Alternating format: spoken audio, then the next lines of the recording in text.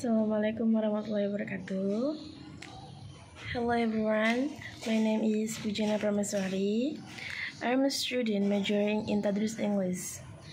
I'm here to explain the story of Indonesian language. Perkenalkan, nama saya Pujana Prameswari.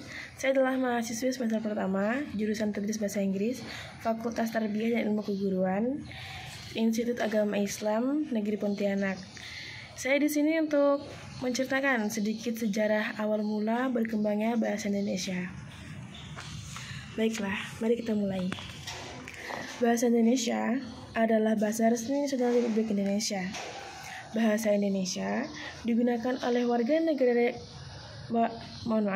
Bahasa Indonesia digunakan oleh warga negara Kesatuan Republik Indonesia sebagai bahasa yang digunakan untuk komunikasi sehari-hari, baik secara lisan maupun tertulis. Bahasa Indonesia diikrarkan sebagai bahasa persatuan bangsa pada tanggal 28 Oktober 1928 dalam Sumpah Pemuda. Bahasa Indonesia ditetapkan sebagai bahasa resmi negara pada tanggal 18 Agustus 1945, bertepatan dengan sehari setelah diproklamasikannya kemerdekaan Indonesia.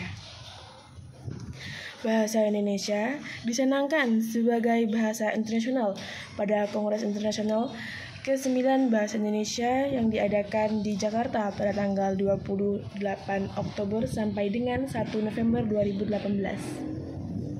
Baiklah, mari kita masuk ke pembahasan sejarah bahasa Indonesia.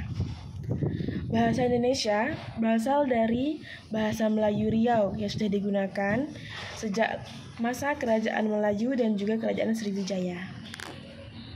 Bahasa Indonesia berasal dari rumpun bahasa Austronesia yang merupakan salah satu rumpun bahasa terbesar di dunia. Pada zaman Kerajaan Sriwijaya, bahasa Melayu biasa dipakai sebagai bahasa kebudayaan, yaitu bahasa yang dipakai pada buku-buku pelajaran agama Buddha. Bahasa Melayu juga dipakai sebagai bahasa antar suku. Di Nusantara, bahasa Melayu juga digunakan untuk berkomunikasi kepada para pedagang yang berasal dari luar Nusantara. Bahasa Melayu kemudian menyebar ke pelosok Nusantara bersamaan dengan menyebarnya agama Islam. Bahasa Melayu mudah diterima oleh masyarakat sebagai bahasa persatuan, yaitu bahasa antar pulau, antar suku, antar perdagangan, antar kerajaan. Hal itu disebabkan karena bahasa Melayu yang tidak mengenal tingkat tutur. Perkembangan bahasa Melayu menjadi bahasa Indonesia mempengaruhi dan mendorong tumbuhnya rasa persaudaraan dan persatuan. Pada persiapan Kongres Pemuda pada tahun 1926, para pemuda masih mempermasalahkan tentang istilah bahasa persatuan. Kemudian Muhammad Tabrani mencanangkan istilah bahasa Melayu diganti menggunakan istilah bahasa Indonesia, yang kemudian hal itu diresmikan pada tanggal 28 Oktober 1928.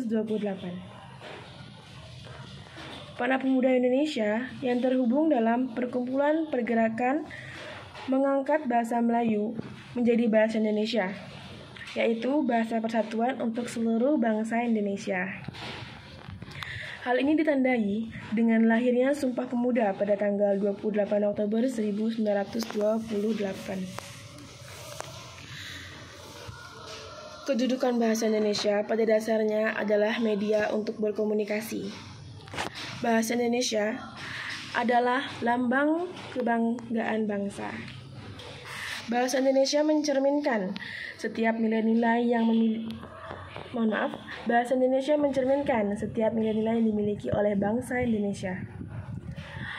Bahasa Indonesia merupakan identitas penduduk Indonesia sebagai alat penghubung antar warga, daerah, dan juga budaya. Bahasa Indonesia mengarahkan segala aktivitas yang dapat menimbulkan kesalahpahaman di tengah masyarakat yang majemuk sebagai alat pemersatu antar suku, budaya, dan bahasa Indonesia yang memiliki berbagai macam budaya dan bahasa daerah yang berbeda-beda. Sekian yang dapat saya sampaikan. Kurang dan lebihnya mohon maaf. Karena kekurangan adalah milik saya sepenuhnya dan kesempurnaan adalah milik Allah Subhanahu wa taala. Sekian. Assalamualaikum warahmatullahi wabarakatuh.